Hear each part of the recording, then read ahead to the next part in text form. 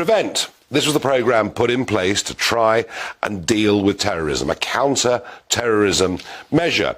And it's been up for a big review that is out today. How's it doing? Well, Peter Bleksley, former Metropolitan Police detective.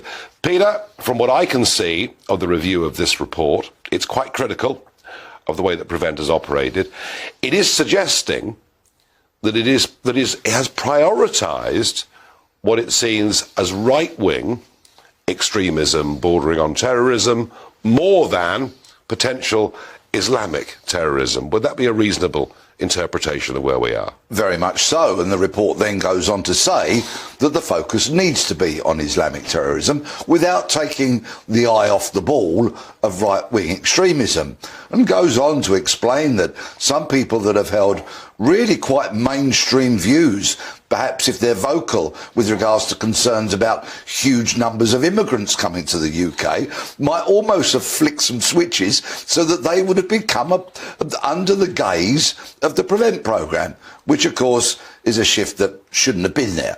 So 34 recommendations, yep. And Suella Braverman has said she will take them all on board.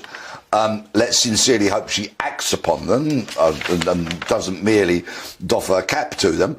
But I think there's a subtext to all of this, if I may, which really pollutes and pervades so much of public services. And that is people are afraid of the uncomfortable truth. For example, that there's some ideology in Islam which wants to wipe us from the face of the earth. But because there are questions and concerns about people's race and their faith, they won't be as robustly challenged as perhaps they should be. And of course we know that's happened within policing, where we've had grooming gangs that have simply not been tackled because, again, people's fear about race. If you're going to do your job and you do it properly without fear or favour, what really is the issue? So you're suggesting that Prevent, despite the very best of intentions when it was set up, and Theresa May was a very big champion of all of this as Home Secretary, you're suggesting that Prevent, frankly, has been politicised?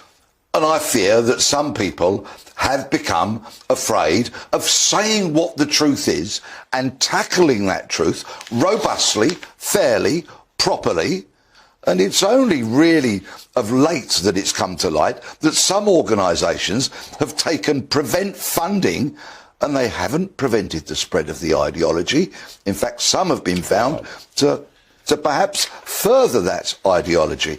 So we really need open, honest debate, and those who are involved with trying to prevent people blowing us all to smithereens to act without fear or favour. And on the right-wing terrorism stuff, let's not pretend it doesn't exist, because it does exist. Yes. You know, you made the point that actually some people have come under the purview of this that never should have done for free and open mainstream debate. But of course there are still risks, aren't there, of extremists on the far right with assault rifles and all the rest of it. Very much so, and we've seen people quite rightly sent to prison for their acts of violence or their ideology. Yeah. And that is only right. And of course, we've heard from the security services talking about the very real threat of right-wing ideology. So we can't afford for these organisations to take the eye off the ball in any way, shape or form, but we may have over-egged it. Yes, I think so, and it's to a certain extent, it's been batted around a bit like a tennis ball, being whacked from one court to another.